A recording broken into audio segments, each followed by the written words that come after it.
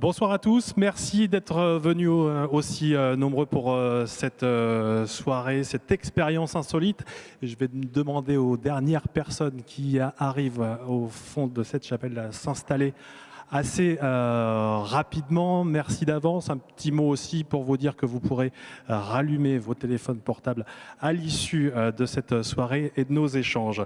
Expérience insolite ce soir autour de la musique sacrée de Monseigneur Jam, évêque de Nantes, à l'initiative de dirigeants d'entreprises nantais. Soirée donc autour de la musique sacrée, pour découvrir pour certains la musique sacrée, pour la soutenir également. On aurait pu faire ça de façon assez classique avec un concert de musique sacrée. Et ces cadres dirigeants, ce collectif de cadres dirigeants s'est dit mais pourquoi on n'irait pas plus loin ? Pourquoi on ne ferait pas matcher, échanger autour du monde économique, du monde spirituel, du monde culturel. Et c'est pour ça qu'on est allé au bout de cette réflexion pour mettre tout ce petit monde en commun et échanger tous ensemble autour de ces thématiques. Et c'est pour ça, en soi, c'est un événement insolite, en plus autour de questions de management, d'entreprise avec un évêque. À mon sens, c'est une première, en tout cas localement. C'est un événement insolite aussi pour moi. Comme beaucoup d'entre vous, je ne suis pas forcément un fin connaisseur de la musique sacrée. J'ai un rapport plutôt éloigné, comme de nombreux Français, avec le monde de la religion et de l'Église. Je n'y suis pas tous les dimanches pour être très franc. Et quand on m'a sollicité effectivement pour animer ce rendez-vous, cette soirée insolite, je me suis dit mais ces dirigeants, ils font fausse route. Pourquoi n'invitent-ils pas plutôt un animateur confirmé sur ces questions de théologie, un journaliste à la Croix ou un journaliste de radio catholique? Et puis je me suis dit mais sors de ta zone de confort aussi et vas-y, va échanger aussi avec des acteurs du monde culturel, du monde spirituel, toi qui connais le monde de l'entreprise, puisque certains d'entre vous me connaissent comme journaliste au journal des entreprises. Donc voilà, on s'est tous un petit peu mis au diapason pour prendre un petit peu de risque et vous proposer cette soirée insolite, une soirée qui va se dérouler en 4 temps. 4 temps d'échange avec des chefs d'entreprise qui vont venir interpeller Monseigneur Jam, notamment sur des questions liées au monde de l'entreprise, liées au management.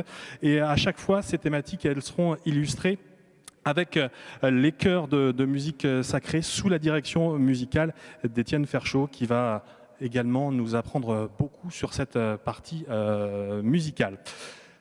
Sans plus tarder, j'invite maintenant Monseigneur Jam. C'est la personnalité de la soirée. Je l'invite à me rejoindre. Merci à vous.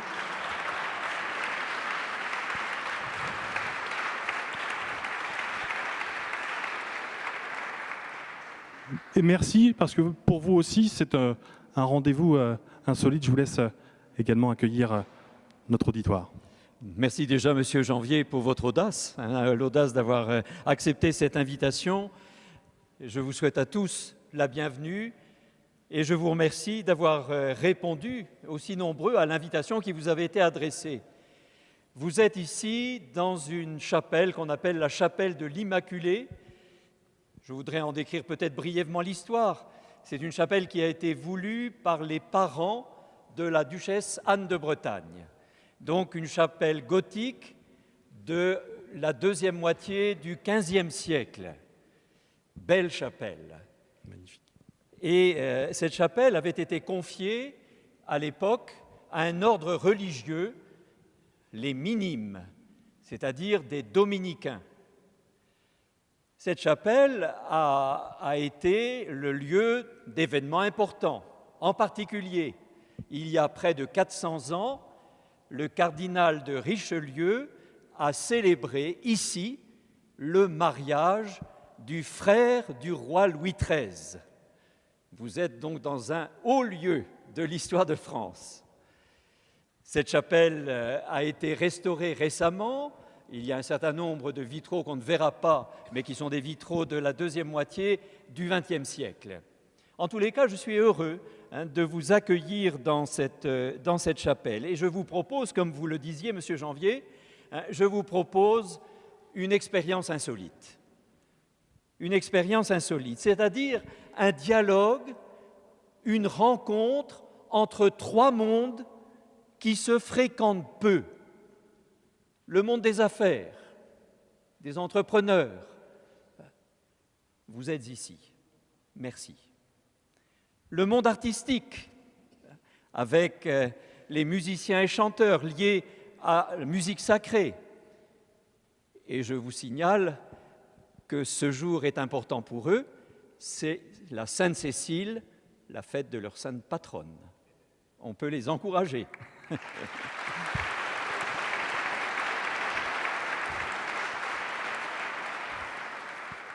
Et puis donc, le monde religieux, par l'évêque de l'Église catholique, ici à Nantes. Ce dialogue a été préparé par une équipe, je la remercie du fond du cœur pour le travail qu'elle a fait, et ce dialogue va être conduit par vous, Monsieur Janvier.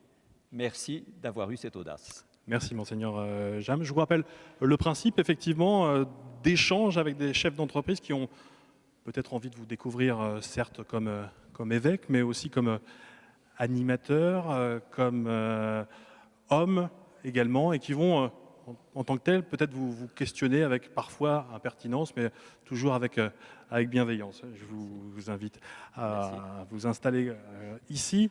Et puis, je vais inviter également quelqu'un à me rejoindre pour la première partie de cet échange que l'on a intitulé « Le chef de chœur ». Cette personne, ce dirigeant d'entreprise qui va vous interroger, c'est Vincent Morin de Sèvres-Davy, qui est le dirigeant de la PME familiale du même nom, de Sèvres-Davy, que les Nantais connaissent pour l'enseigne de distribution d'instruments de musique, en particulier pour ses pianos. Vincent, merci. Et je vous laisse la parole pour ce premier temps d'échange. Merci Simon. Monseigneur Jam, bonsoir. Bonsoir. Il me revient donc la lourde tâche d'entamer cette discussion avec vous. Et je souhaite l'aborder sur un thème finalement assez classique dès qu'il s'agit d'une entreprise, d'un groupe de personnes, d'une collectivité, d'une communauté d'individus qui interagissent ou qui collaborent ensemble. C'est le thème du chef, du leadership. Alors dans le monde de l'entreprise, et même s'il existe différents modes de management, il y a toujours un chef. Oui. On parle d'ailleurs de chef d'entreprise. Alors je ne vais pas aller par quatre chemins. Est-ce que vous, Monseigneur, finalement, ici, est-ce que vous n'êtes pas le chef du diocèse? Est-ce que ce n'est pas vous le patron des curés du diocèse? Est-ce que c'est vous le boss? Voilà. On pourrait le dire, et vous avez évoqué qu'il y a plusieurs mots pour le désigner, chef, leader.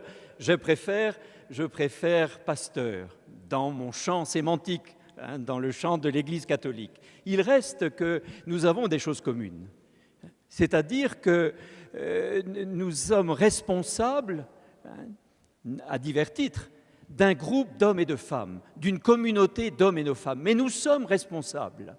Et ça nous qualifie tous. Et on sait le poids de cette responsabilité. On sait parfois le coût que ça représente, parfois des nuits difficiles, parce qu'on médite un peu tout ce qu'on a vécu dans la journée et les difficiles décisions qu'on va avoir à prendre. Et puis surtout, il y a quelque chose qui nous est commun, c'est qu'on nous a choisis. On nous a élus. On nous a désignés. Vous, peut-être parfois par un conseil d'administration, peut-être par une famille, si c'est une entreprise familiale. Pour moi, par le pape.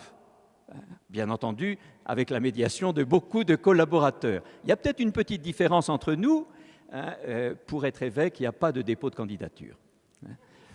Mais il y a cette responsabilité. Et ce qui nous oblige, me semble-t-il, c'est la confiance qui nous est faite.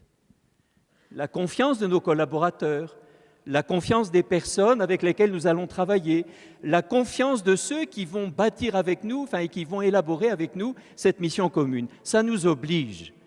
Et d'une certaine manière, je me sens responsable de la mission qui m'a été confiée. Alors effectivement, à ce titre, on ressent déjà de grandes similitudes entre votre univers, qui est l'Église, oui, et le nôtre, qui est le monde de l'entreprise. Mais si vous me permettez une toute petite impertinence, il y a quand même une grosse différence. Moi qui, en tant que musicien, me sonne à l'oreille ou me résonne, c'est que vous, on vous appelle Monseigneur. C'est ça. Et que, alors dans les grandes entreprises, effectivement, on peut entendre du Monsieur le Président, du Madame la Présidente aussi. Oui. Mais c'est réservé dans certaines occasions.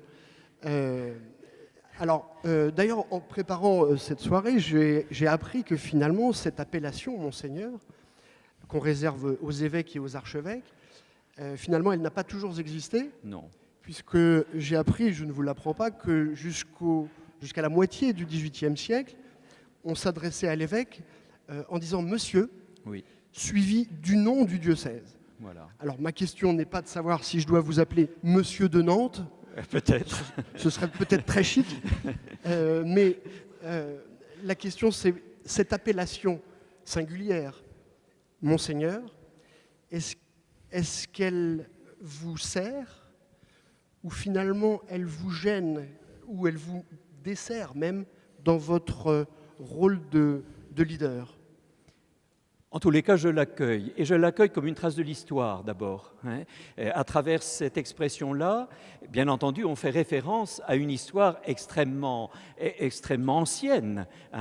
Je suis responsable ici d'une entreprise, entre guillemets, qui a en gros 1800 ans d'histoire dans ce département, puisqu'on situe les premiers chrétiens au IIIe siècle. Et que je participe, je suis une des filiales, entre guillemets, d'une multinationale qui est présente dans tous les continents. Alors, est-ce que ça nous sert ? Il peut arriver que les relations soient difficiles entre les différents partenaires à l'intérieur de la société civile. Le rapport à la laïcité n'est pas si simple que ça à vivre. Et le rapport donc avec les autorités de la société civile. Et parfois, un titre est une porte d'entrée. En tous les cas, ce n'est pas au titre auquel je suis attaché. De loin, quand on me demande ce que je préfère être appelé Père que d'être appelé Monseigneur, parce que ce qui me paraît important dans cette mission-là, c'est de permettre à chacun de trouver la vie, de grandir comme des vivants. Et s'il y a une belle fonction du Père, de la paternité, c'est de favoriser la vie. Alors je préfère ce titre-là. Très bien. Donc peut-être que j'oserais vous appeler mon père. Merci. Alors venons-en peut-être maintenant un petit peu plus au cœur de ce qui peut rapprocher nos deux mondes. Toujours dans la thématique du leadership, on illustre souvent le leadership par la façon dont sont prises les décisions. Oui. Alors, il est souvent reconnu que dans le monde de l'entreprise, le chef d'entreprise est seul face aux décisions.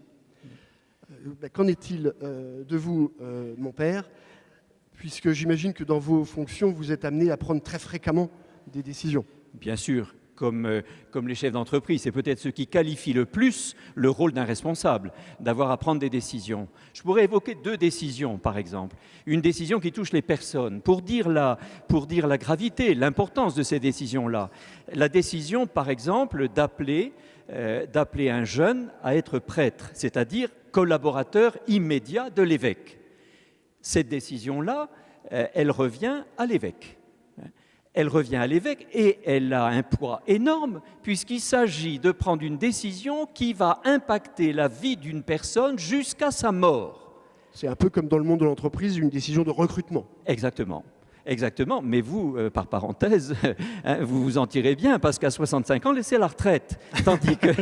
Tandis que pour un évêque, l'obligation qui le lie au prêtre, c'est jusqu'à la mort du prêtre. Il est tenu vis-à-vis de son collaborateur jusqu'à sa mort. C'est un sacré CDI. Exactement. Exactement. Et donc cette décision-là, pour prendre cet exemple, elle est majeure, elle touche une personne, la vie d'une personne, l'avenir d'une personne, elle n'est pas prise seule. Il y a un conseil qui va soumettre à l'évêque la candidature de la personne et qui va décrire la personne, qui va non seulement la décrire, mais qui va lui dire dans 6 années de formation comment la personne a évolué et est-ce qu'elle est prête à remplir la mission qui lui est demandée. Voilà. type de décision. Deuxième type de décision qui touche, par exemple, les biens matériels. Une des décisions importantes que j'ai eu à prendre avec les différents conseils de l'évêque, c'est la décision de construire une maison, qu'on appelle une maison diocésaine, c'est-à-dire, on pourrait dire, un siège social. Je n'aime pas du tout la formule parce qu'il y a plus qu'un siège social dans cette maison Saint-Clair qui est au Petit Port, mais en attendant, c'est le regroupement des différents services qui sont liés à la mission de l'évêque. Il fallait prendre une décision. Elle est difficile à prendre. Un bâtiment neuf, aujourd'hui, c'est en gros 7 à 8 millions d'euros. Est-ce qu'on allait pouvoir le faire? Et donc, comment est-ce que j'ai bâti cette décision? D'abord, et de ce point de vue-là, les jésuites nous aident beaucoup dans l'élaboration des décisions. D'abord, il s'agit de repérer quelles sont nos intentions, quelles sont nos motivations pour prendre cette décision-là.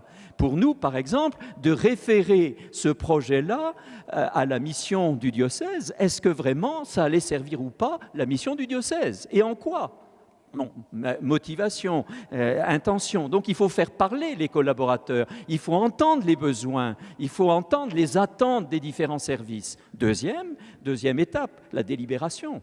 C'est-à-dire qu'il va falloir discerner, il va falloir peser les arguments, et tout ça va se faire avec des conseils.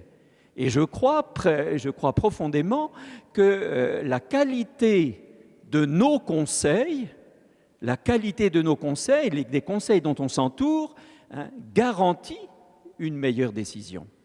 Mais est-ce que vous pouvez aller jusqu'à aller à l'encontre de ces conseils?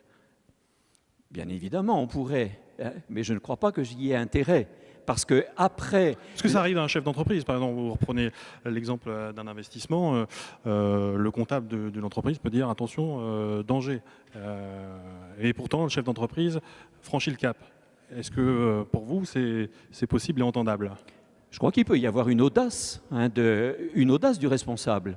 Après avoir entendu les uns et les autres, on peut estimer en son fort interne, on peut estimer qu'il faut aller au-delà. On peut estimer, parce que l'enjeu l'exige, parce qu'on sent pour différentes raisons que malgré tout, il faut forcer un peu les choses. Mais il ne faut surtout pas oublier qu'après que la décision a été prise, il y a la délibération, la décision, il faut trancher, et sans doute qu'au moment de trancher, c'est comme vous le dites, c'est le chef d'entreprise qui tranche. Je pense par exemple, vous vous rappelez sans doute, dans vos conseils d'administration, ce moment où après les délibérations, l'échange du conseil d'administration, tout le monde se tourne vers le chef d'entreprise et lui dit alors.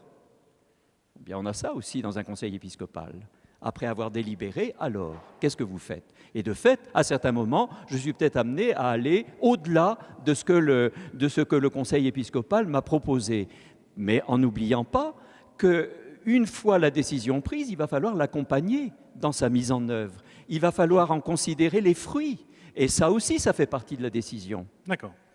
Et donc, ce sont des thèmes de mise en œuvre qui seront abordés par mes petits camarades. Avant de leur laisser la parole, j'avais envie d'aborder un dernier thème. Oui. Toujours sous le chapeau du leadership. C'est la question de l'engagement du chef, du don de soi. Alors bien évidemment, dans les grandes entreprises, on peut imaginer que le chef d'entreprise fait montre d'un engagement fort.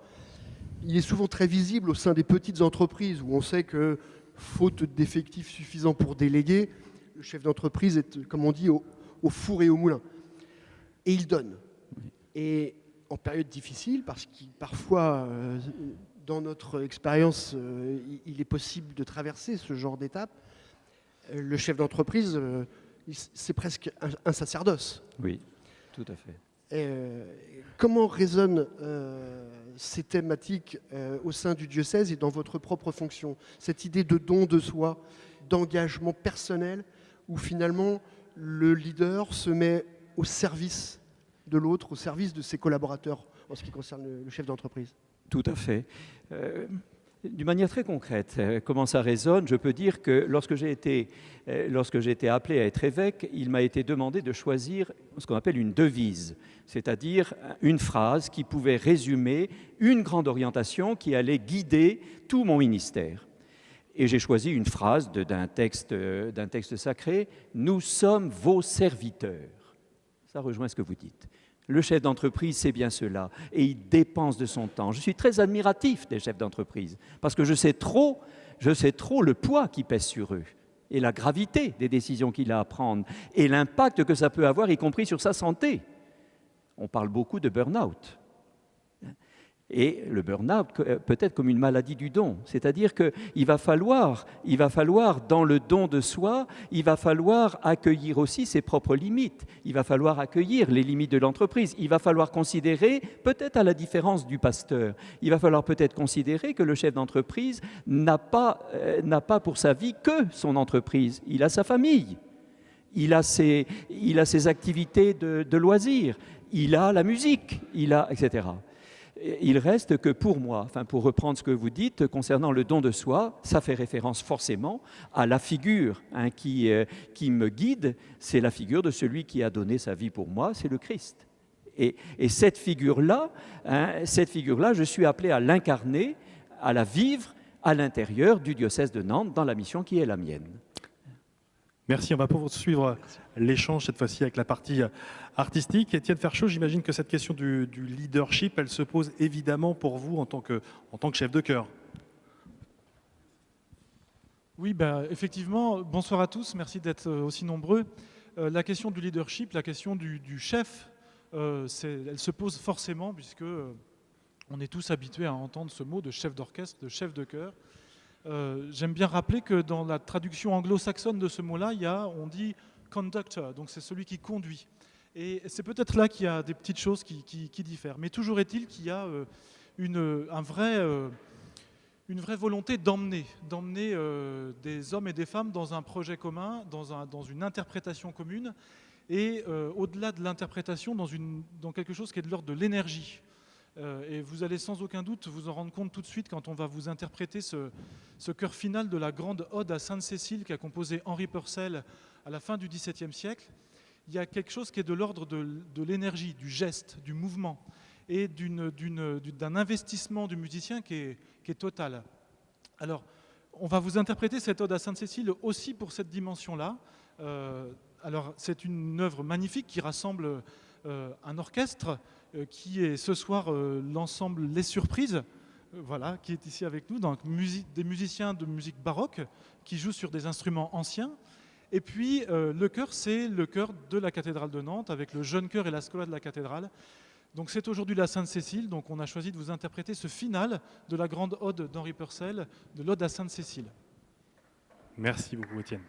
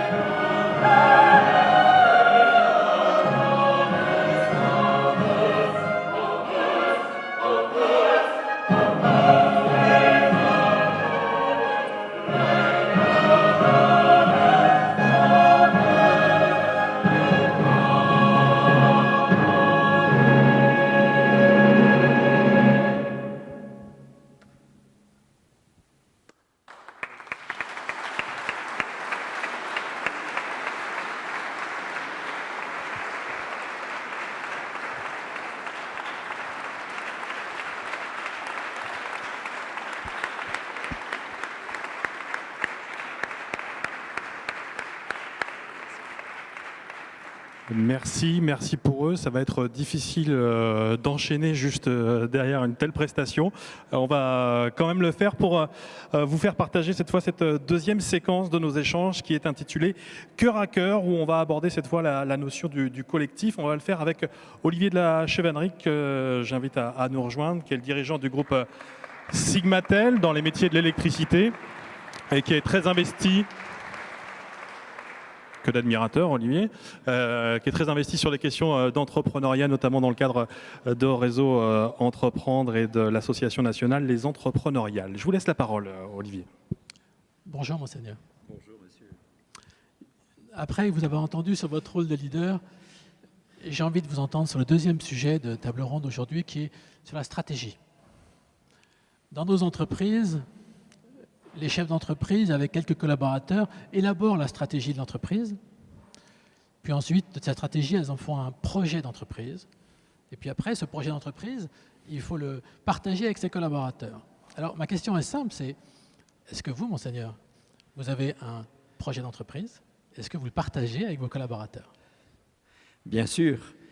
Bien sûr, et je voudrais évoquer, peut-être pour illustrer votre propos et répondre à votre question, évoquer la lettre pastorale, nous appelons ça comme ça, nous avons des noms différents, mais ça rejoint des choses un peu semblables, la lettre pastorale que j'ai proposée, que j'ai écrite et proposée à l'ensemble du diocèse, c'est-à-dire des catholiques du département de Loire-Atlantique. Cette lettre pastorale, je l'ai écrite non pas immédiatement après être arrivé à Nantes. J'ai voulu, dans un premier temps, connaître le diocèse, connaître les personnes, connaître les atouts de ce diocèse, connaître aussi les limites. Et pour le faire, je me suis entouré forcément de conseils, de collaborateurs, de gens et j'ai pratiqué des visites. J'aime, en particulier dans mon métier, j'aime me rendre dans les paroisses, rencontrer les paroisses, passer une semaine avec les gens des paroisses pour pouvoir les découvrir et les écouter. Je crois qu'un bon projet pastoral commence, et un bon projet d'entreprise commence par la connaissance de l'entreprise, l'écoute de ses collaborateurs. Et donc voilà ce que j'ai cherché à faire. Et puis, à un moment donné, il m'a semblé que le temps était mûr pour fixer par écrit, dans un texte, quelques repères. Et c'est comme cela que j'ai proposé au diocèse 4 grandes orientations autour de la solidarité, de ce que j'ai appelé la réconciliation, c'est-à-dire la prise de conscience que le risque de notre société contemporaine française, c'est l'éclatement, et donc il s'agit de favoriser la communion, de favoriser l'unité. Le troisième, autour de l'éducation. Il m'a été suggéré par la démographie de ce département et par les jeunes qui sont présents dans notre Église. Et puis le 4e thème, autour de la formation. Il m'apparaît que la formation est quelque chose de majeur. Et donc, j'ai élaboré ça avec les collaborateurs. Il y a eu, à la fin, par exemple, de la rédaction de ce texte, il y a eu beaucoup d'échanges entre nous. J'ai proposé un texte cible, il a été réécrit, voilà. Et au bout du bout, eh bien, nous avons publié et diffusé ce texte-là à l'ensemble du diocèse, étant entendu que nous donnions 3 ans pour le mettre en œuvre et qu'il y avait, au cours de ces 3 ans-là, un certain nombre de rendez-vous qui allaient marquer les étapes de sa mise en œuvre. Mais nous avons ça en commun, oui, des points d'étape. Voilà. D'avoir à la fois un projet sur 3 ans et avec des points d'étape. Ce qui m'intéresserait d'évoquer avec vous, c'est à l'intérieur de ce projet d'entreprise, vous avez donc réussi, j'imagine, à faire adhérer vos salariés, mais j'imagine aussi que vous leur avez donné des objectifs. Dans nos entreprises, on commence toujours par expliquer à nos salariés le projet d'entreprise, puis après on leur donne des objectifs, et normalement, comme ils connaissent le projet, ils connaissent les objectifs. Alors, ma question est assez simple, c'est est-ce que vous donnez des objectifs à vos salariés? Et alors, vous savez où je veux en venir? Donnez-vous des objectifs financiers à vos salariés. En gros, j'ai entendu, je ne sais pas si c'est vrai, mais il paraît que bon prêche, bonne quête. Je ne sais pas si vous confirmez, mais ça m'intéresserait de savoir quand même quels objectifs vous donnez et si les objectifs que vous donnez sont en cohérence avec votre projet d'entreprise. Et est-ce que le mot objectif est un gros mot? Pas du tout. Pas du tout, mais j'aimerais corriger un tout petit peu ce que vous avez dit. Et c'est une petite différence avec le monde des entreprises. Vous parlez des salariés, forcément, hein, c'est la majorité des personnes qui travaillent avec vous. On peut dire la quasi-totalité. Chez nous, c'est l'inverse. C'est-à-dire que la majorité des personnes qui composent mon entreprise, notre entreprise, ce sont des bénévoles. Très majoritairement, les salariés sont une minorité.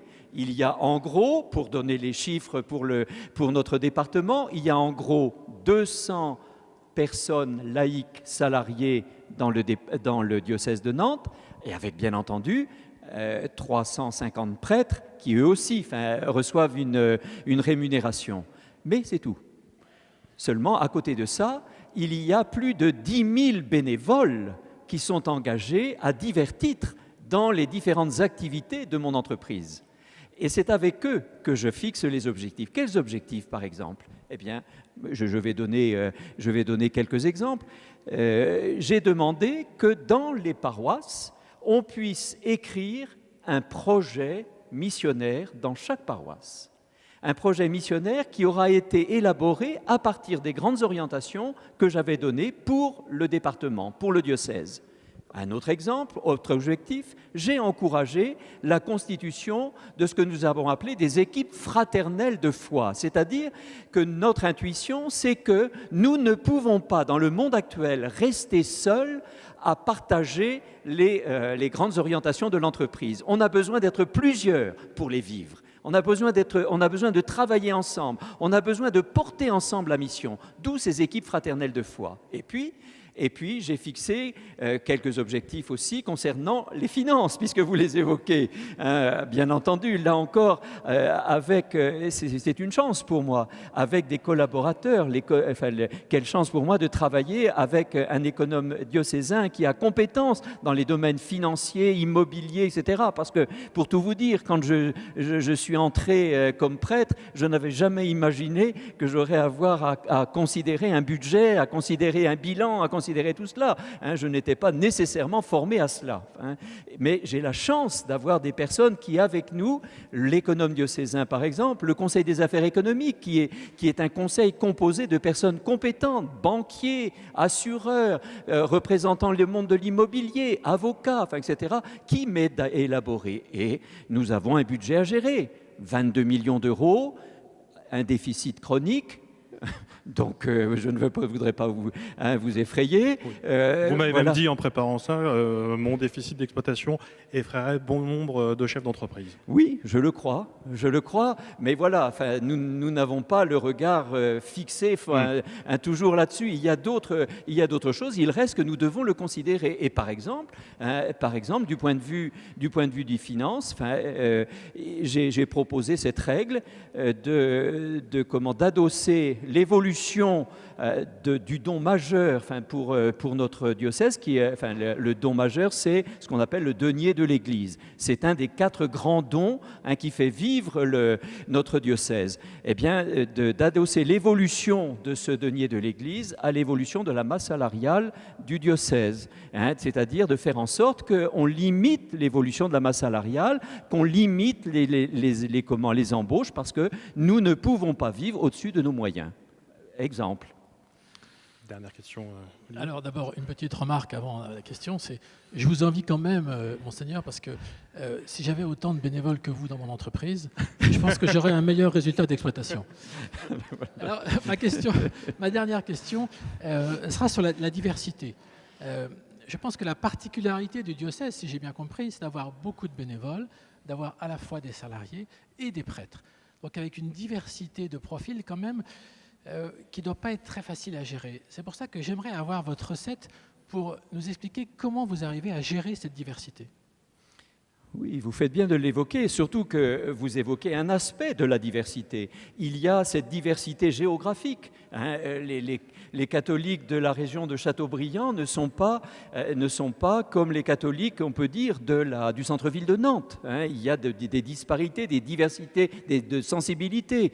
Il y a aussi, dans notre association, il y a aussi tous les âges, c'est-à-dire du plus petit du bébé qu'on va baptiser, jusqu'à l'aîné dans la foi qui va vivre sa fin de vie. Et on a à accompagner tout autant les uns et les autres. Et la communauté, j'allais dire le groupe, il est composé de tout cela. Et donc, de fait, il y a un vrai défi. Il y a un vrai défi à vivre la différence.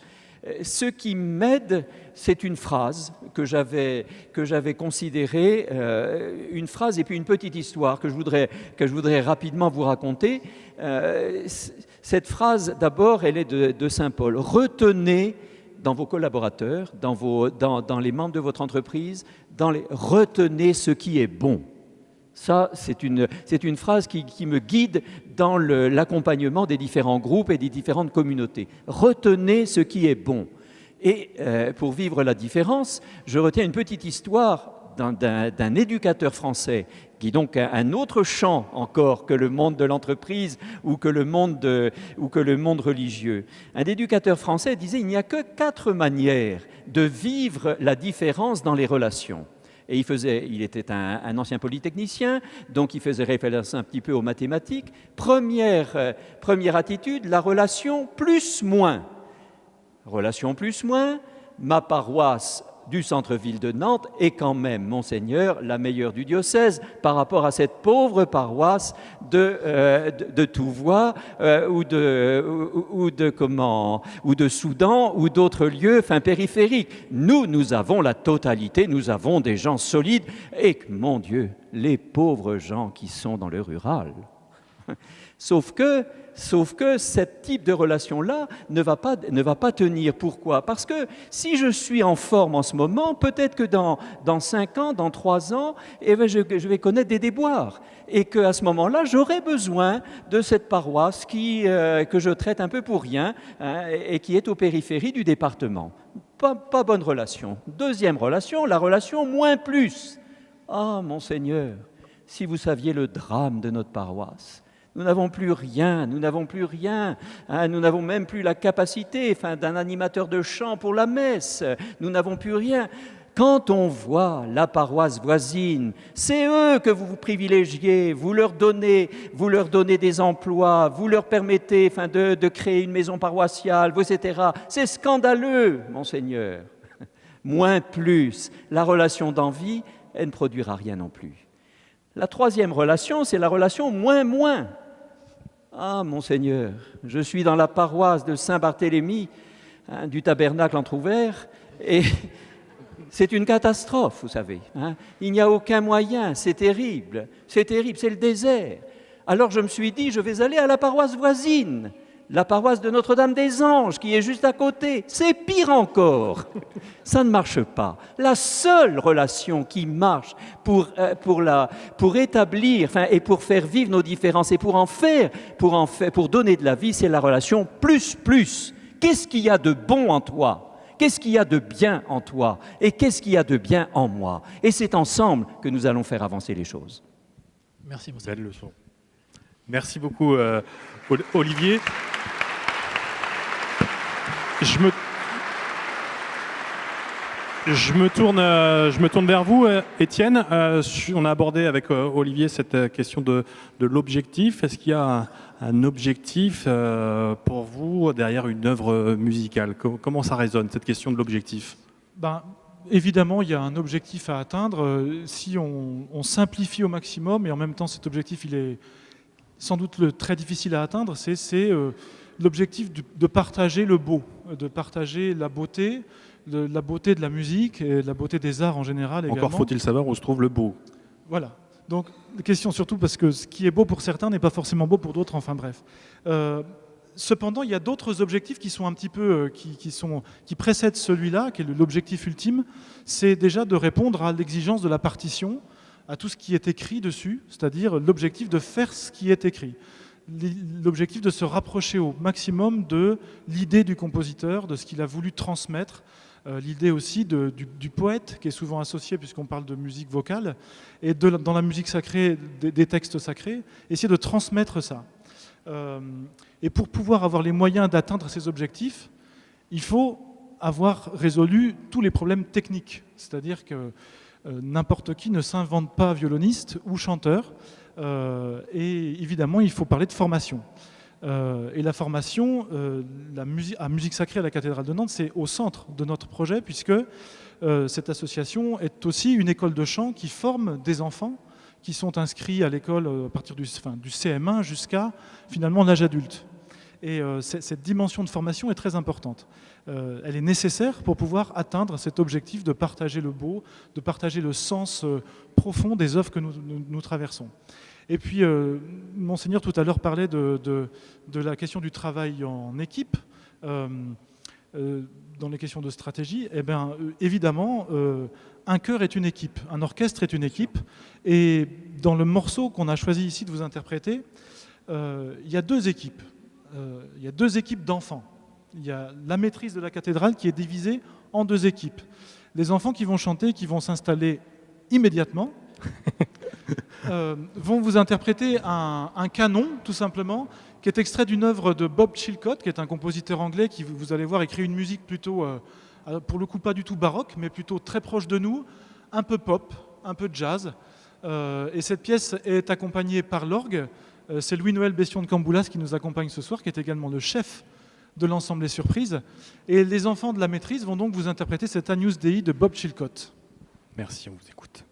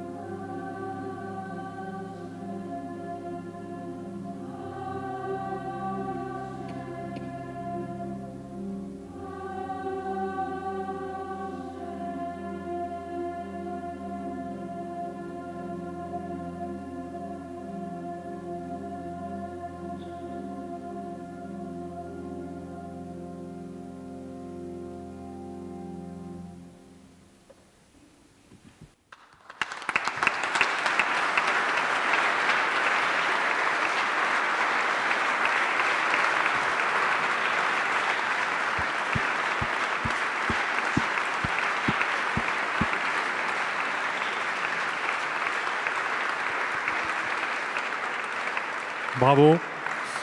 Ça va être toujours difficile pour moi, Étienne, d'enchaîner derrière ça et de revenir à des considérations plus terre à terre. Mais on va le faire, on va enchaîner avec cette troisième séquence de nos échanges. Merci Monseigneur Jam. Troisième séquence que l'on a intitulée « À cœur perdu », pour laquelle j'invite Olivier Riom, qui est le dirigeant de la société Vivolume. On est ici dans l'aménagement intérieur, une société qui a une dimension sociale, avec certains collaborateurs qui ont eu des parcours de vie un petit peu chahutés, qui sont parfois même en réinsertion. Et puis vous avez aussi une casquette de vice-président de l'association 60 000 rebonds dans l'Ouest, dans le Grand Ouest, association qui accompagne les dirigeants d'entreprises qui ont pu être confrontés à une situation d'échec. Je vous laisse la parole, Olivier, pour cette troisième séquence à cœur perdu. Merci. Bonsoir mon père. Bonsoir, monsieur. Vous nous avez parlé donc du rôle du leader, du rôle du manager dans un cœur à cœur, et on l'a vu, Étienne nous a aussi illustré la cohésion d'un cœur à cœur. On va aborder le cœur perdu aujourd'hui, enfin dans cette table ronde, avec trois aspects. L'aspect du conflit, l'aspect de l'échec, et puis celui de l'agilité. Alors on a bien entendu, écoutez, retenez ce qui est bon, mais parfois on a des collaborateurs qui passent la ligne jaune. Alors on essaye de construire un projet avec eux, mais on n'y arrive pas toujours. Et dans notre rôle de chef d'entreprise, en respect vis-à-vis des autres collaborateurs, pour être cohérent, on est amené à sanctionner, à gérer ce conflit et à apporter des sanctions. Ça m'intéresse d'avoir votre regard sur ce conflit et les sanctions que vous pouvez être amené à prononcer. Question difficile.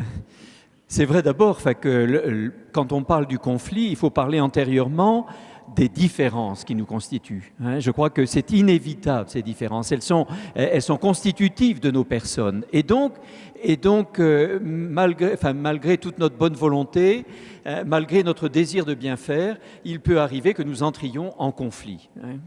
De ce point de vue, il y a des références pour moi qui sont très réalistes dans les textes fondateurs de mon Église. On indique, dès la naissance de l'Église, on indique des conflits qui existent. Conflits entre Pierre et Paul, conflit entre Paul et Jean-Marc, conflit à propos d'une décision prise par le responsable, Pierre, d'être allé chez un centurion, quelqu'un de l'armée d'occupation, et donc c'est pas bien ressenti, on en discute, on se fâche. Donc il y a une réalité là qui est constitutive, je dis, de ma communauté depuis toujours. Les conflits sont inévitables. Alors, première chose, il me faut aider à les prévenir. Parce qu'on sait bien que le conflit peut laisser des traces, on sait bien qu'il blesse, on sait bien que ça humilie, on sait bien que parfois, les torts sont partagés. Voilà. Et première des choses, c'est prévenir le conflit par le dialogue. Et donc, une des choses que nous mettons en place, par exemple, pour justement éviter d'arriver à une sanction, c'est des rencontres annuelles, des entretiens annuels avec les personnes. Nous faisons un point régulièrement sur la mission que les personnes ont reçue. Et nous regardons et nous évaluons. Et éventuellement, nous corrigeons ensemble, veillant à nous écouter les uns les autres. Il y a quelque chose qui est comme majeur chez nous, c'est l'écoute. Nous sommes liés à un fondateur qui a passé 30 ans de sa vie à écouter avant de vivre 3 années de prise de parole. Et donc ce rapport-là, 33, il est à passer dans notre fonctionnement. Alors, les conflits existent, il y a bien entendu, comme dans toute association, comme dans toute communauté humaine, si on veut vivre ensemble, si on veut élaborer des décisions ensemble, il va y avoir aussi des règles qui vont gérer la vie commune. Il n'est pas possible de vivre ensemble, il n'est pas possible de bâtir un projet ensemble si on n'établit pas un certain nombre de règles. Dans notre Église, il y a un droit. Comme il y a le droit civil français, il y a le droit canonique qui régule les relations. Et il peut arriver qu'il y ait, comme vous dites, des sanctions. Il y a des sanctions qui sont prévues, par exemple le retrait d'une lettre de mission d'un chef d'établissement catholique. par exemple l'arrêt d'une fonction, mais c'est très rare. C'est très rare parce que précisément, on veut prévenir cela, on veut éviter cela, parce qu'on sait trop que la sanction va, surtout pour des personnes qui sont engagées totalement, enfin, qui sont prises, que la sanction elle est humiliante. Elle est humiliante. Mais la sanction, les éducateurs nous le disent, la sanction est aussi importante, parce que qu'est-ce que dit la sanction? La sanction, c'est une manière de dire que j'ai à gérer les conséquences de mes actes, que j'en suis responsable et qu'il faut que j'en gère jusqu'aux conséquences. Et donc, la sanction, elle est là pour le rappeler. Attention, il ne faudrait pas que la sanction soit comprise comme une sorte de vengeance, parce qu'elle abîmerait la relation de personne à personne. Enfin, Alors, on se retrouve bien dans essayer d'éviter la sanction, mais effectivement, il y a la prise de sanction. Il y a l'autre aspect qui est important, c'est l'échec. Oui. Alors, l'échec du dirigeant, déjà, on est dans une société où on accepte peu, le regard de l'échec est lourd pour un entrepreneur qui liquide son entreprise. On est ensuite marqué au fer rouge et c'est dur à porter pour un dirigeant. À l'inverse, dans nos entreprises, on essaye de laisser le droit à l'échec à nos collaborateurs, puisque le droit à l'échec, c'est aussi la capacité d'expérimenter et donc l'innovation. Donc, on essaye vraiment de mettre en place ce droit à l'échec. Quel est votre regard sur l'échec, le pardon, qui est un mot qu'on ne connaît pas trop dans notre culture d'entreprise, mais voilà. Il y a pour moi, enfin, alors là, au fond du fond, hein, dans ce qui est constitutif de mon entreprise, entre guillemets, de l'Église, c'est qu'elle est née d'un échec apparent. Elle est née de l'échec de mon fondateur sur la croix. C'est un condamné à mort, c'est quelqu'un qui a raté sa mission, à vue humaine. Il a raté. Et quand on l'a condamné à mort, on lui a dit « il vaut mieux que tu meurs parce que tu es nuisible à l'ensemble ». Mais il n'y a que dans ma tradition et dans ma foi, de l'échec a jailli la vie. De la mort a jailli plus de vie. Et je crois que quand vous parlez de ce droit à l'échec, hein, comme une capacité d'innover, de rebondir, etc., ça rejoint un peu l'expérience que j'appelle, enfin, dans mon jargon, dans ma tradition, l'expérience pascale. De la mort, hein, de l'échec, peut jaillir la vie. La deuxième chose, enfin, que peut-être je voudrais dire, c'est qu'il y a aussi dans l'évaluation de la responsabilité dans l'échec. Et que la responsabilité n'est pas nécessairement toujours engagée, hein, la responsabilité de la personne ou de l'entreprise. J'ai une référence de ce point de vue-là, enfin, qui est pour moi très libératrice, hein, parce que c'est dur de supporter un échec. Elle est très libératrice, c'est la parabole, dans ma tradition, la parabole du père et des deux fils. Le père était le meilleur des pères, était le meilleur indicateur qui soit. Ça ne l'a pas empêché de voir son fils s'éloigner, de voir son fils partir. Il y avait échec. Il n'avait pas la responsabilité, c'était le meilleur des pères. Il avait donné le meilleur. Il reste qu'il a connu l'échec. Je le dis parce que vous, chef d'entreprise, vous avez le souci de donner le meilleur de vous-même, de favoriser, enfin, tout ce qu'il peut y avoir de bien, enfin, de prendre des décisions avec sérieux, vous n'êtes pas des amateurs, vous êtes des gens qui avaient le souci, enfin, de votre responsabilité. Mais la meilleure des décisions possibles peut parfois conduire, peut avoir comme conséquence, hein, un échec, parce qu'il y a bien des choses qui vous échappent. Enfin, alors, il reste la troisième chose, comme vous le disiez, il reste le pardon. Hein. Il reste le pardon. Le pardon, est-ce qu'on peut en parler à l'intérieur d'une entreprise? Dans la relation entre entreprises, c'est compliqué. Hein. D'abord, le pardon n'est pas si facile que ça à vivre dans nos relations interpersonnelles. Alors, entre entreprises, quand par exemple le concurrent vous a fait des crasses, ça peut arriver. Ça peut arriver. Non, pas dans le bâtiment. Non, pas dans tous les cas, pas ici, pas en Loire-Atlantique. Hein. Mais le pardon, je pense à un collaborateur qui peut voler, enfin, il y a du harcèlement, enfin voilà. où je mets et quelle légitimité ai-je à mettre une ligne jaune au-delà duquel j'ai du mal à pardonner. Bien entendu, et il y a en particulier, il y a sûrement à signifier un certain nombre de règles qui sont incontournables. Hein, le refus du vol, le refus de beaucoup de choses, voilà, il y a certainement à le signifier.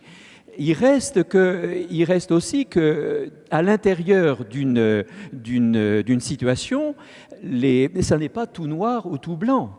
Il peut y avoir un partage des responsabilités.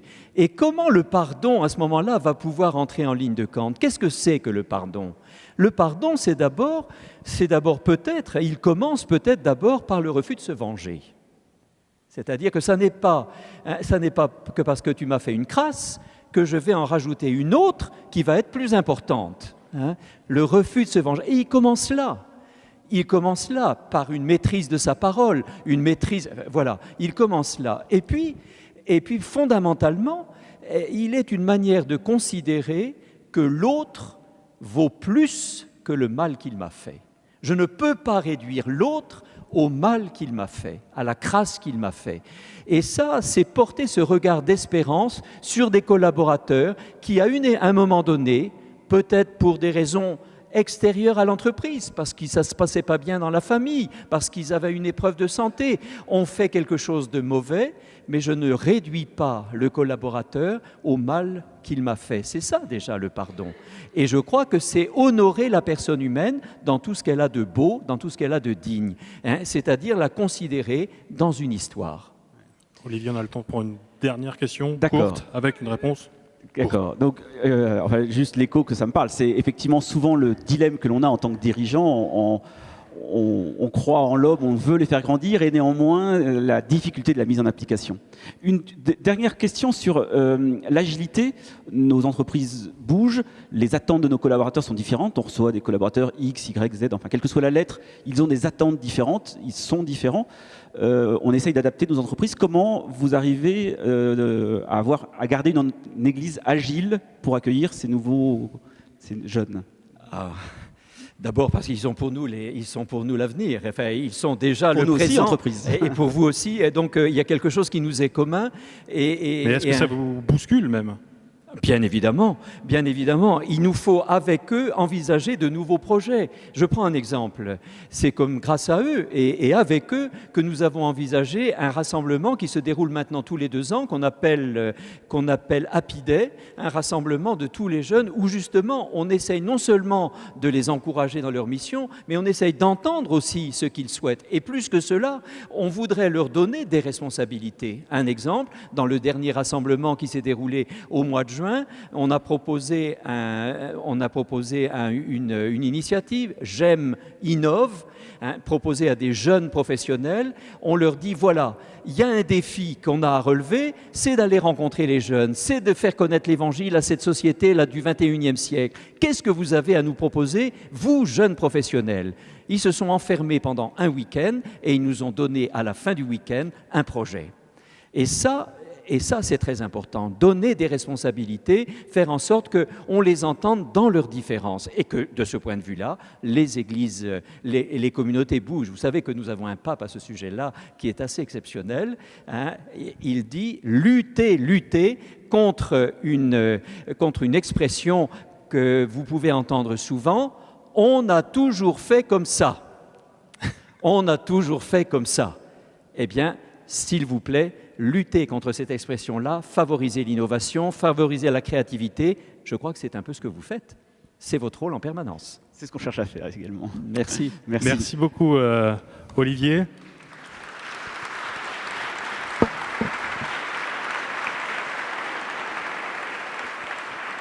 Et Étienne, pour rebondir sur ce thème à cœur perdu, quelle place pour l'individu, l'individualité dans un collectif et dans un cœur? Comment on gère ça? Est-ce qu'on doit nécessairement se fondre dans un moule? Eh bien, l'objectif, c'est en effet d'aboutir à une harmonie, c'est-à-dire chacun avec ses spécificités. Alors, quand il s'agit d'un orchestre, c'est chacun son instrument. Quand il s'agit de voix, c'est chacun sa tessiture, une voix aiguë, une voix grave, une voix moyenne, qui ensemble doivent concourir à à l'harmonie, au mélange des timbres, à l'homogénéité, à un discours commun, à une énergie commune, pour en revenir à ce que je disais au tout début. Mais au-delà de ça, le chœur, c'est aussi, en tout cas en ce qui concerne la pratique amateur, par exemple, qui est extrêmement répandue en France, je crois que, et notamment à Nantes, je crois qu'il existe à peu près 50 chœurs amateurs, donc les gens chantent beaucoup aujourd'hui, et beaucoup plus qu'avant. La réalité d'un chœur, c'est une petite société aussi. Donc c'est des gens qui ont un travail différent les uns des autres, qui ont des compétences différentes, un vécu différent. Et qui viennent chercher... Et qui viennent chercher autre chose, qui viennent chercher la participation à un projet qui est au-delà d'eux, qui leur échappe un peu d'une certaine façon. Et comme finalement ça peut finir par échapper à tout le monde, cette idée de beauté et de transmission, eh bien tout le monde s'y retrouve. Donc c'est quelque chose d'extrêmement enrichissant pour l'individu, pour une personne seule dans le groupe. Et pour l'illustration musicale que j'ai choisie sur ce thème-là particulièrement, ben c'est flagrant. C'est-à-dire que c'est toujours un extrait de l'Ode à Sainte-Cécile de Purcell, et puis c'est une pièce où une soliste, une soprano solo, qui est chantée ce soir par Léonore Leprêtre, qui va dialoguer avec, ou en tout cas passer la main d'une certaine façon, au collectif, au groupe, dans une pièce qui s'appelle Thou Tunest This World. Ça veut dire ainsi est organisé le monde selon la volonté divine. Et vous allez voir que Purcell choisit de célébrer ça sous la forme d'une danse. Et c'est cette musique-là qu'on va vous faire partager là tout de suite. Merci beaucoup.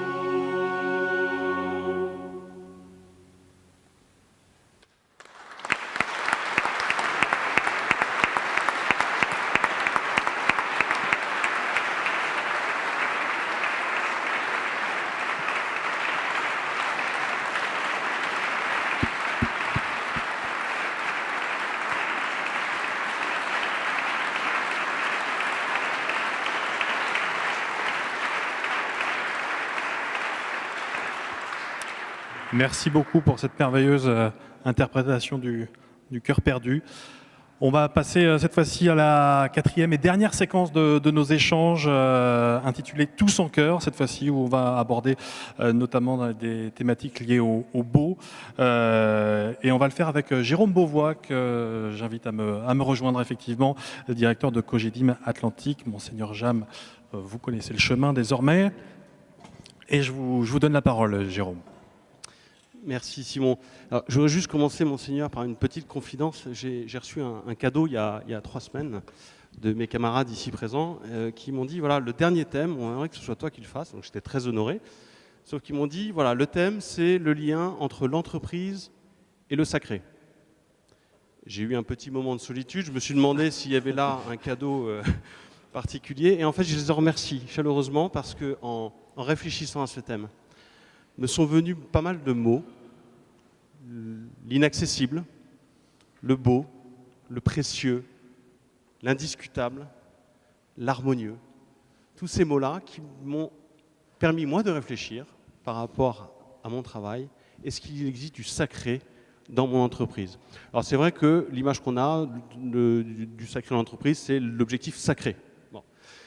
Et à ce propos, j'ai une petite histoire à vous raconter. Je vais vous inviter à vous retourner, vous montrer une image. Et je vous invite à regarder si l'image n'est pas trop lointaine. Chacun de ces hommes, ils sont 28 dans les yeux. C'était il y a 100 ans exactement. Ces 28 hommes sont partis avec un objectif sacré que leur avait affilié l'amirauté britannique, qui était de traverser le pôle sud de part en part. C'était l'objectif sacré.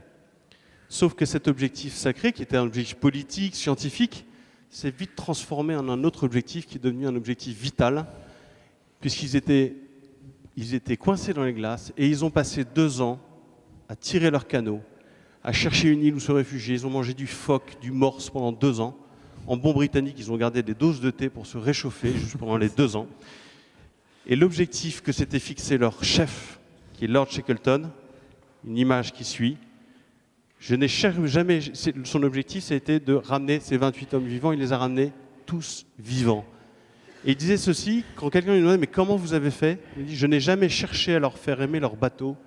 Je les ai juste invités à toujours regarder la mer. » Alors ma première question, elle est liée à cette incarnation, à ce cap sacré.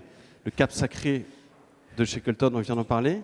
Vous avez évoqué tout à l'heure un cap que vous êtes fixé, je ne sais pas s'il est sacré, qui était de dire « Nous sommes vos serviteurs », c'est votre... Oui, ma devise, oui.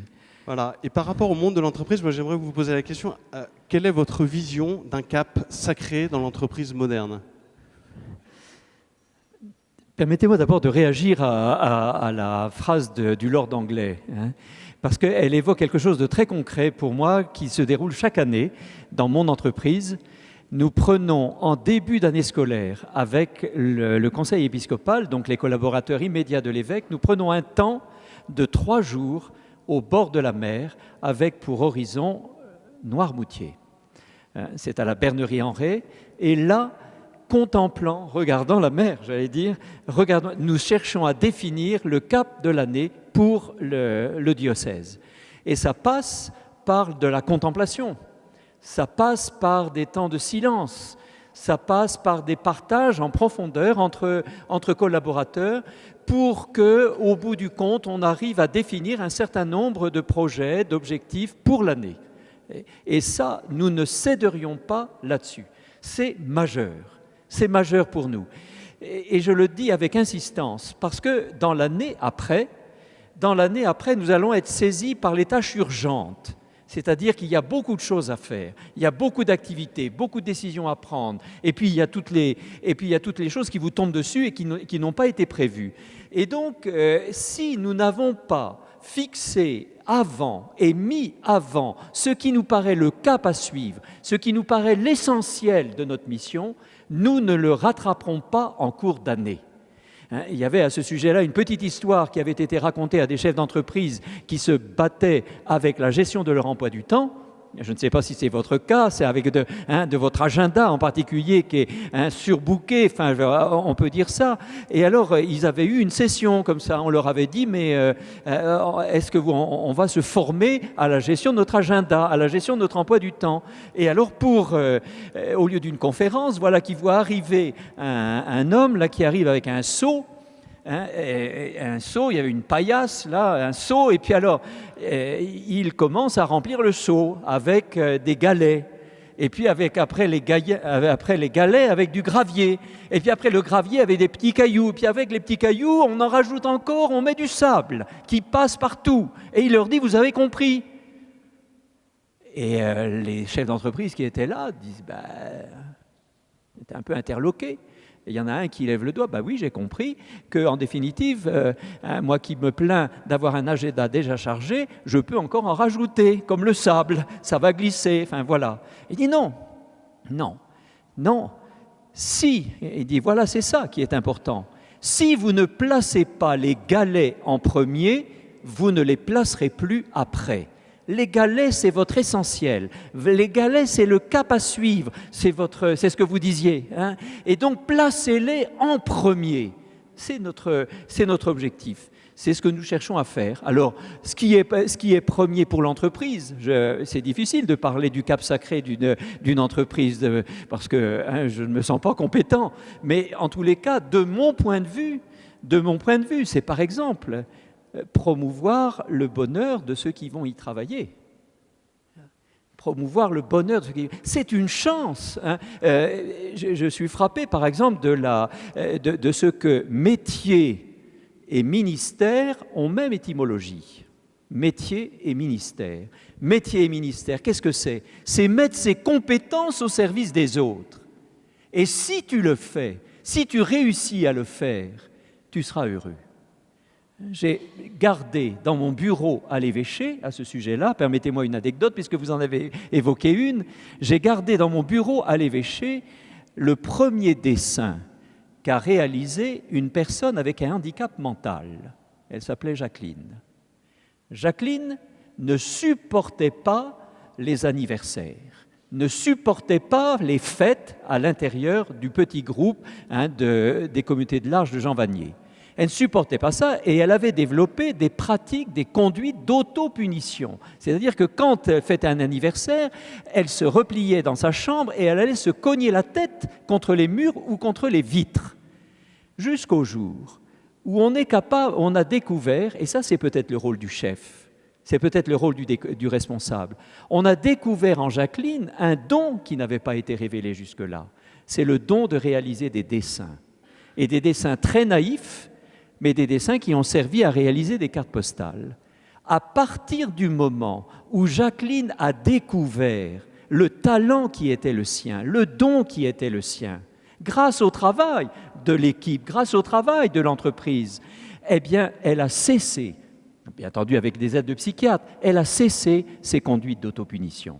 Ça dit pour moi quelque chose de majeur, de l'essentiel d'une entreprise, c'est de permettre à vos collaborateurs, à tous ceux qui y travaillent, de connaître le bonheur d'être au service des autres. Merci mon père, vous avez fait une transition parfaite pour le thème qui suit, qui est le beau, le dessin, le beau. Dans la notion de sacré, j'ai parlé de cette question de l'inaccessible, de l'intouchable, il y a celle de l'harmonie, de la beauté, de la contemplation. On l'a vu, on l'a écouté, pardon, on l'a entendu tout à l'heure. Vous êtes, sans le vouloir d'ailleurs, héritier d'une longue tradition de bâtisseurs, d'une longue tradition de personnes qui ont fait de l'art sacré, qui ont fait de l'architecture, de la musique. Donc la question du beau, j'imagine quelque chose qui vous guide. Oui.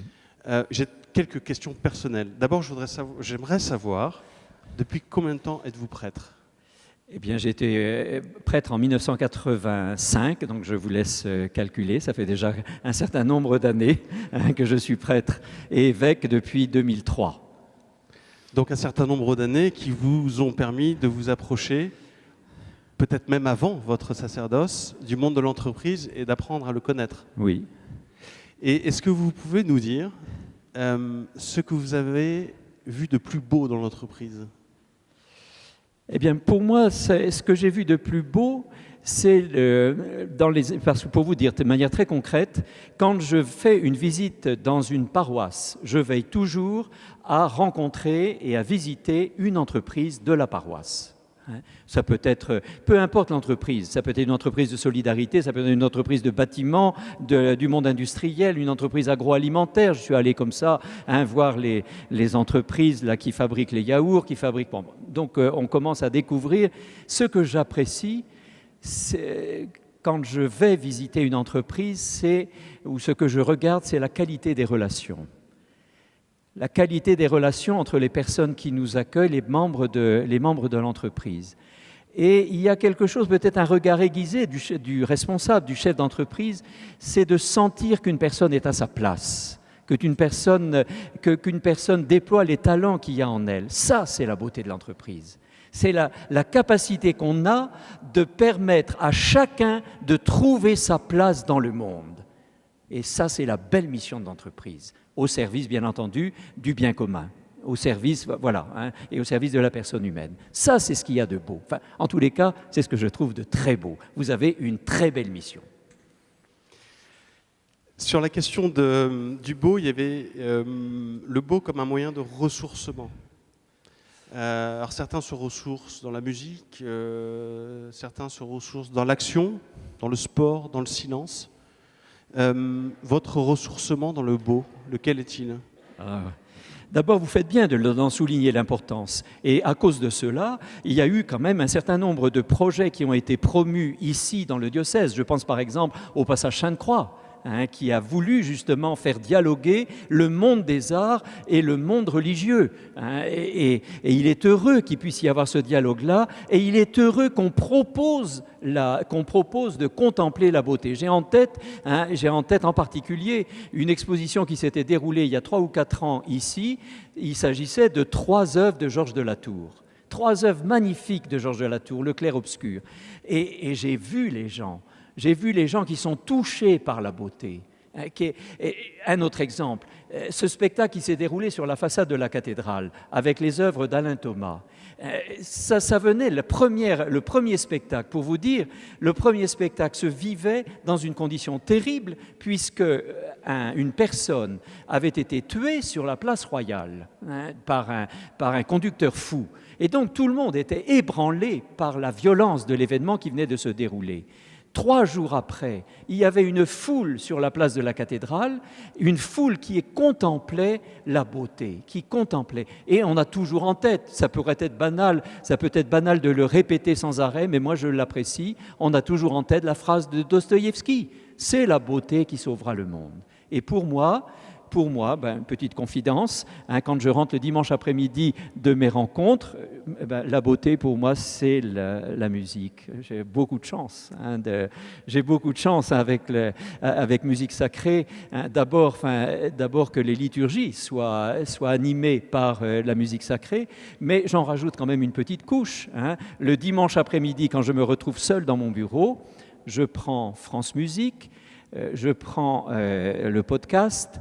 Et je réécoute, parce que c'est à 7 h le matin le dimanche, et j'ai autre chose à faire le dimanche à 7 h le matin, mais je réécoute l'émission sur Bach. Pour moi, c'est le régal. C'est la beauté, c'est la contemplation, et ça nourrit, vraiment, ça nourrit et ça me repose tout à la fois. Merci. Voilà.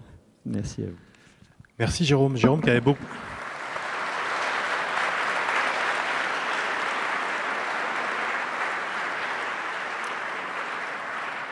Jérôme qui avait beaucoup travaillé le sujet, qui avait même retenu une citation que l'on va pouvoir projeter, je pense qu'elle va s'afficher. Cette citation, vous la voyez, ce n'est pas tant le chant qui est sacré, c'est le lien qu'il crée entre les êtres, de Philippe Barraquet. Et c'est une citation qu'on a aussi voulu retenir parce qu'elle vous parlait particulièrement, Étienne. En effet, je crois que très souvent, ce qui se vit dans le cadre des activités que l'on a à Musique Sacrée à la cathédrale de Nantes, c'est de l'ordre de l'expérience au sens très très noble du terme, c'est-à-dire une expérience profonde. Parce que se retrouver un dimanche matin à la cathédrale de Nantes quand le soleil est déjà là, ou à 19h quand le soleil est encore là, que vous êtes en train de chanter un motet composé par un monsieur qui l'a composé il y a 400 ans, que le rayon de soleil touche à ce moment-là un endroit spécial de la cathédrale, spécialement beau, on voit bien que l'expérience là, elle est assez dense quand même. C'est-à-dire qu'on vit quelque chose émotionnellement qui est de l'ordre de l'écoute, mais aussi de la vue. La liturgie à la cathédrale de Nantes, c'est aussi les odeurs. On l'oublie parfois, mais l'encens, l'odeur des lieux même. La cathédrale a une odeur, moi je trouve. Et cette mise en perspective de notre condition d'homme à l'échelle de plusieurs siècles, on imagine que évidemment la cathédrale de Nantes et cette chapelle seront toujours là, bien après notre mort d'une certaine façon. Donc ça nous rend à la fois très humbles et puis en même temps très conscients de la mission que l'on a. Et je crois que c'est cette expérience-là qui se vit très très régulièrement à la cathédrale de Nantes et que toute la communauté, puisqu'on peut dire qu'on est une communauté de musiciens, pour la cathédrale de Nantes, voilà. Cette communauté fait cette expérience-là très très régulièrement. Et dans le très très régulièrement, il n'y a pourtant aucune habitude, à aucun moment, je crois. Alors, vous avez vu que la disposition là, du chœur est un peu spéciale maintenant. On rappelle que la dernière séquence était tous en chœur. Et tous en chœur, et il n'y avait aucune raison que vous soyez assis là sans chanter ce soir. Donc, on va faire un petit exercice rapide. On est tous très très différents, et cependant, on va essayer de créer une harmonie. Alors, vous êtes nombreux dans la chapelle, et puis vous avez une proximité avec en fait 4 groupes de musiciens qui sont spatialisés d'une certaine façon dans la chapelle. Le groupe numéro 1, c'est celui-ci. Le groupe numéro 2, c'est celui-ci. Le groupe numéro 3 et le groupe numéro 4. Je vous invite à vous rapprocher, entre guillemets, sans vous lever, mais la proximité fait que ça marche, de vous rapprocher avec les oreilles de votre groupe. Et on va essayer de chanter un canon ensemble. Un canon qui a été composé par Michael Praetorius, qui est un compositeur du XVIIe siècle en Allemagne, et qui a écrit ce petit canon très simple, avec des paroles très très courtes, donc très faciles à apprendre. Donc résultat garanti, j'espère. Les paroles sont les suivantes. Jubilate Deo, Alléluia. On ne peut pas faire plus simple. Donc, on va vous le chanter une fois, tous à l'unisson, c'est-à-dire tout le monde fait la même chose, tous ensemble, les instruments sont là aussi. Et je vais vous le faire répéter une fois, 2 fois, et ensuite, on fait 4 groupes, et chacun part quand c'est à son tour. Et tout le monde va partager cette expérience. Exactement. Insolite.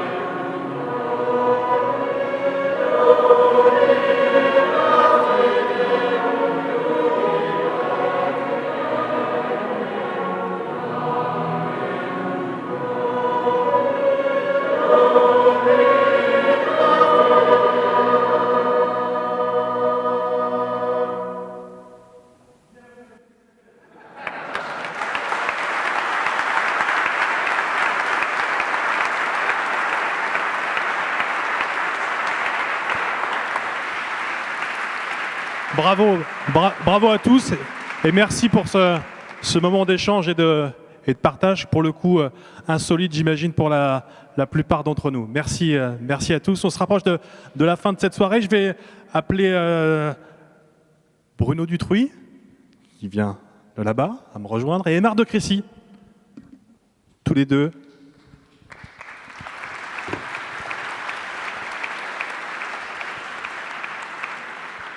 Bruno, je te laisse la parole.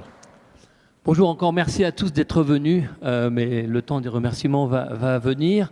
Mine de rien, on a vécu un événement insolite, et puis pour la musique sacrée, c'est un événement à deux niveaux, puisque au-delà de la performance qu'ils nous ont procurée ce soir, qu'ils ont fait pour nous, ce soir va naître le club des mécènes de la musique sacrée. Donc ce club des mécènes, il va avoir pour but d'aider la musique sacrée à vivre, à se développer, à travailler sur des projets.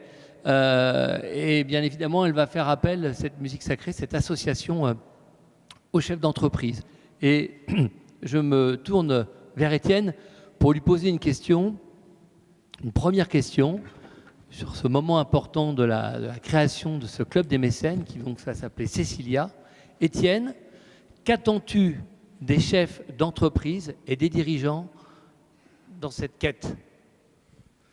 Eh bien, évidemment, beaucoup de choses, mais la chose principale, je crois, c'est de cultiver ensemble l'envie de partager un projet qui, on le voit ici ce soir, et s'applique et prend vie dans des lieux absolument incroyables, qui sont la cathédrale de Nantes ou ici la chapelle de l'Immaculée.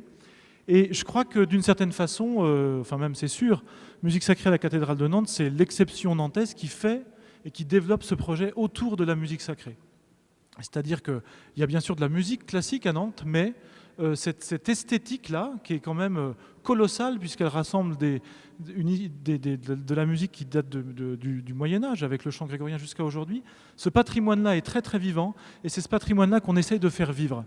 Et on le fait vivre avec des forces vives, on le fait vivre avec des enfants qui sont aujourd'hui 60 à chanter à Musique sacrée à la cathédrale de Nantes, des enfants qui sont formés à la musique et qui, dans leur vie d'adulte, emmènent ce bagage-là culturel, la musique sacrée, mais aussi toute la musique en général, puisqu'ils l'écoutent et ils la vivent, et notamment sur des programmes comme ce soir ou le concert qu'on va donner prochainement avec cette musique de Purcell, où on voit bien qu'on partage aussi l'émotion des instruments, l'émotion des voix ensemble. Et ces 60 chanteurs, ces 60 enfants emmènent donc tout ce que musique sacrée leur apporte dans leur vie d'adulte, et je crois que c'est aujourd'hui une priorité parce que on court beaucoup après des choses qui ont plus ou moins de valeur, mais je crois que la permanence de l'art fait déjà ses preuves, et cette sensibilité à l'art sacré, à la musique sacrée, dans des lieux comme la cathédrale et ici, voilà, c'est quelque chose qui est pour moi est de l'ordre du trésor à partager absolument. Cette formation, elle est dispensée par un corps professoral, elle est dispensée dans des locaux. Tout ça a évidemment un coût. Les enfants et les adultes aussi reçoivent une formation vocale pour parfaire leur art et continuer d'entretenir cette tradition de la musique à la cathédrale de Nantes. Et il y a des professeurs, ils sont nombreux à intervenir. Et évidemment, tout ça a un coût, et je suis convaincu qu'aujourd'hui, nous avons besoin d'aide pour pouvoir faire vivre ce projet. Il y a une autre dimension, c'est la dimension très culturelle de ce projet. Je disais tout à l'heure l'exception nantaise. Eh bien, l'organisation d'un concert, des concerts que l'on organise dans cette saison de musique sacrée, vous trouverez d'ailleurs à la fin de cette soirée, on vous distribuera la brochure de cette saison de concerts, que vous allez voir et vous ne pouvez pas la rater parce qu'elle a une couverture dorée avec des belles paillettes. Cette saison culturelle aussi a un coût, et c'est à mon avis important de défendre cette musique, de la jouer ici où ça prend du sens et où on fait vivre de manière historique, patrimoniale, un répertoire qui vraiment vaut la peine.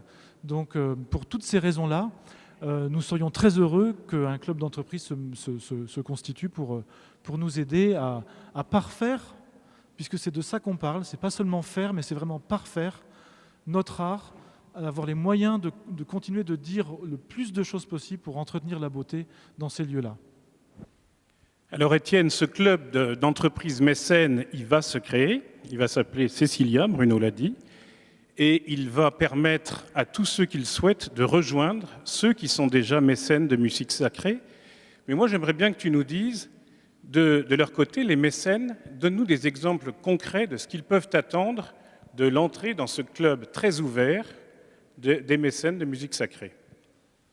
Eh bien, il y a plusieurs choses. La première, c'est évidemment un accès, une accessibilité privilégiée à des moments de musique qui sont souvent un peu, qui sont souvent très fréquentés et des places privilégiées pour des concerts. Je pense au moment de Noël, par exemple, où on a ce concert qui est entièrement illuminé à la bougie à la cathédrale de Nantes.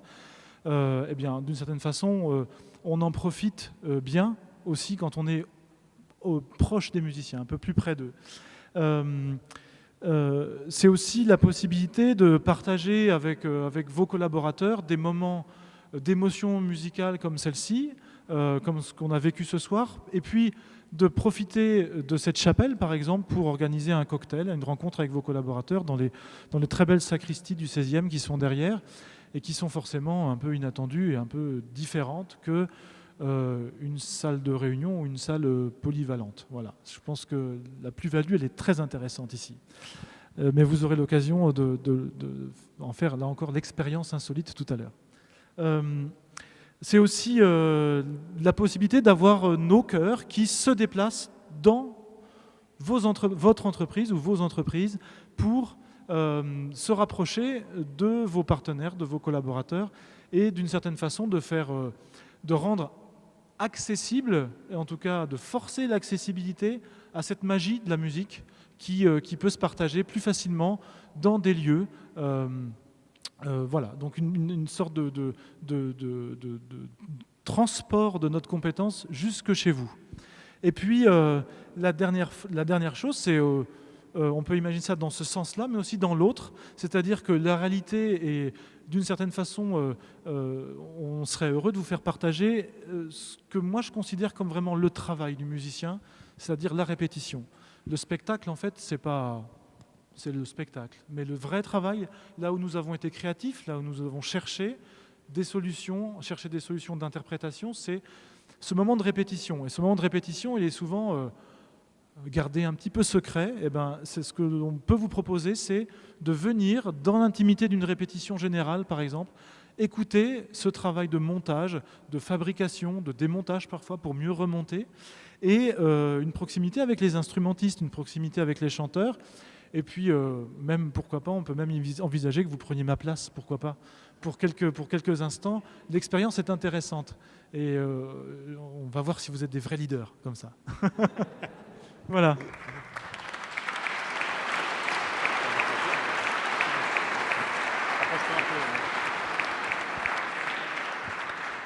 Merci Étienne, et on voudrait associer à ces remerciements au nom de tous les organisateurs, les chanteurs, petits et grands, les instrumentistes, les solistes.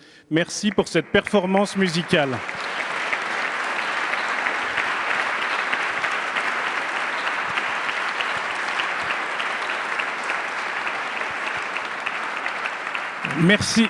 Merci aussi vraiment du fond du cœur à Monseigneur Jam, parce qu'il a eu des paroles de feu, il a eu des paroles qui ont été autant de passerelles vers le monde des chefs d'entreprise. Et en vous écoutant, en écoutant les questions des chefs d'entreprise, je pensais à cette phrase de Paul VI, l'Église est experte en humanité. Vous avez su rejoindre l'humanité des chefs d'entreprise et je vous en remercie beaucoup, nous vous en remercions. Et je voudrais associer à ces remerciements celui qui, dans l'ombre, a travaillé toute l'année à préparer cette manifestation avec nous, le Père Benoît Bertrand, notre vicaire général.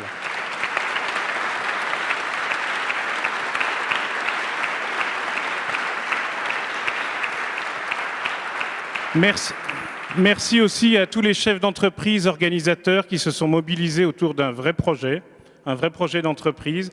Ils ont donné beaucoup de leur temps, et pas que, beaucoup d'autres choses aussi. On y a fait allusion tout à l'heure.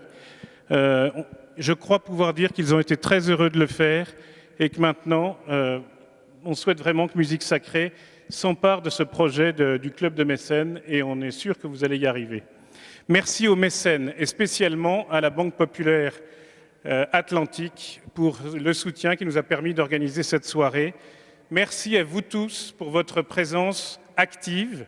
Vous l'avez prouvé lors du chœur de fin. Et merci à Simon qui a eu, comme l'a dit Monseigneur, beaucoup d'audace. Il est venu et il nous a animés de façon très dynamique cette soirée. Merci à toi, Simon. Merci. Emma.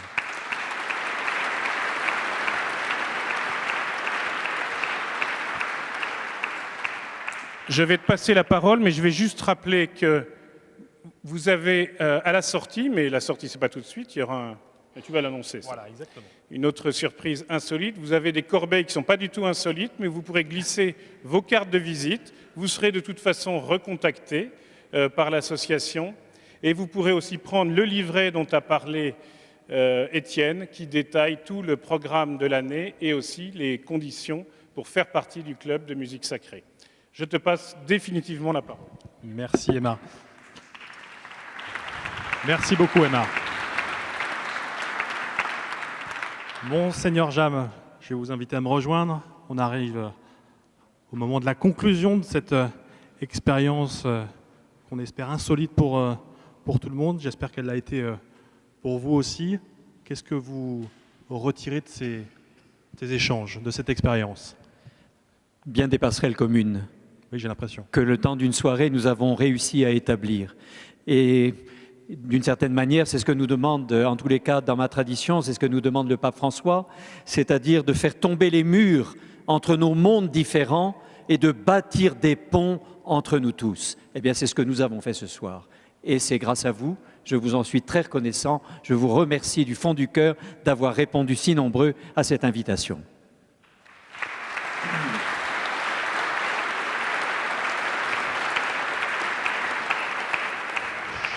Je crois que vous vouliez aussi interpeller, vous avez été abondamment interpellé tout au long de cette soirée par ces chefs d'entreprise. Je crois que vous voulez aussi les interroger ou les questionner.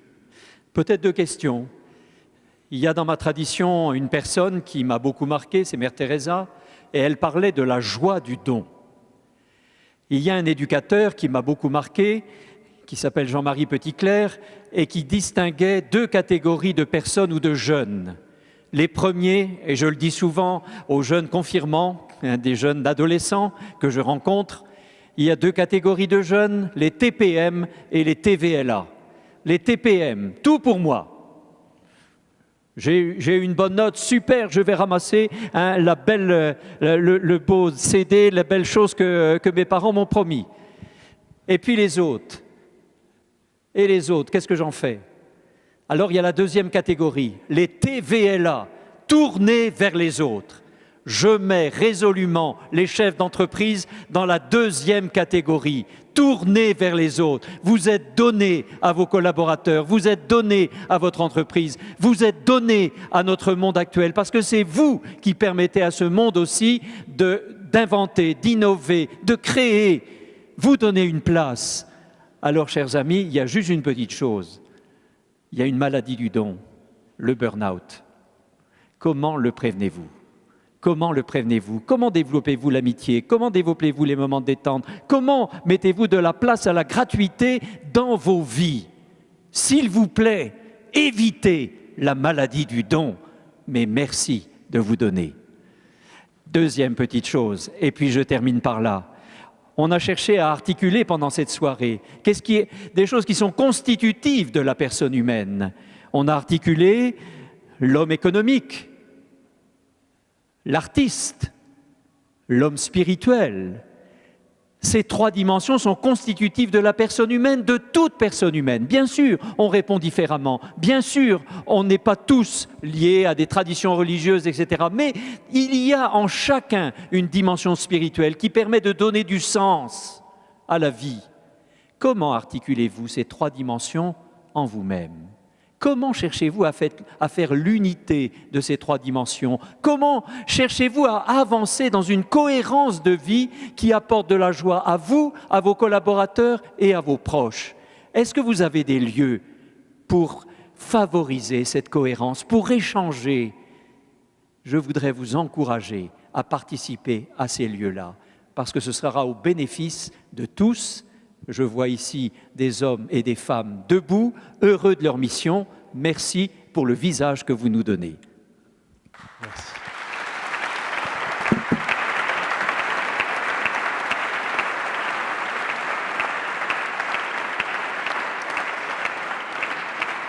Merci Monseigneur, merci à tous. Je ne l'ai pas dit tout à l'heure quand j'ai appelé Aymar et Bruno, ils faisaient partie des instigateurs évidemment de cette soirée, des chevilles ouvrières qui ont participé au bon déroulement de cette soirée. On va pouvoir prolonger ces échanges entre monde culturel, spirituel, économique, via un moment de convivialité, un cocktail qui va se dérouler dans la sacristie. Je vous la guide, elle est située ici pour ceux qui ne connaissent pas. Je crois que vous avez un dernier petit mot, Père Bertrand. Voilà, un bonus. Un bonus. Il va y avoir ce temps du cocktail dans les sacristies du 16e que vous allez pouvoir découvrir. Et puis pour ceux et celles qui le souhaitent, une dernière expérience insolite. Ça va être de monter tout là-haut et de découvrir la charpente étonnante de cette chapelle de l'Immaculée. Alors pendant le temps du cocktail, ceux qui le souhaitent, par groupe de 5, 6, 8 maximum, pourront venir découvrir la charpente étonnante de la chapelle de l'Immaculée. Et je vous souhaite un beau moment d'amitié.